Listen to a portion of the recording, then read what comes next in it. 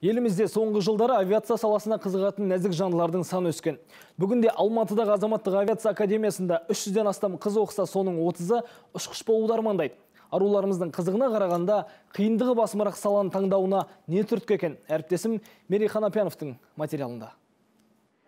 Ұшқыш мамандығында оқитын мөлдір басында химик болуды армандаған. Әрі ата-анасы да авиация саласын таңдауына қарсы болыпты. Алайда ол дегеннен қайтпай түбінде өзі қалаған оқу орнына түскен. Оның ендігі арманы шетелде тәжірибе жинап білімін ұштау. Мектепте конференция болды пилоттармен, сол конференцияда бір командир пилоттың әңгімесі маған қатты ұнады. Оның өзін ұстауы, түсіндіруі, ұшақтың ұшуын түсіндіруі, солың бәрі маған ұнады. Сол бір сәтте, бір күнде ұшқыш болғым келді.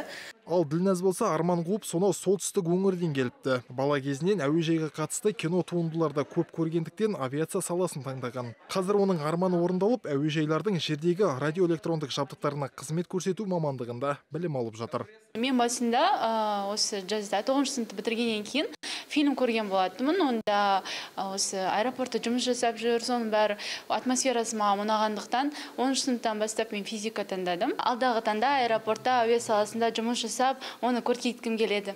Бүгінде Азаматтық авиация академиясын бітірген арулардың 15-і отандық ұшақтарды басқарып жүр. Олардың арасында әскери әуе кемесін жүргізетін Ардана Ботай да бар. Қыздарымыз қазір тіршіліктің кез келген тұсын алатын болсақ, барлық жерде өзінің орындарын тауып жатыр. Аспанды бағындырып жүрген біздің әпке қарындастарымыз аз емес.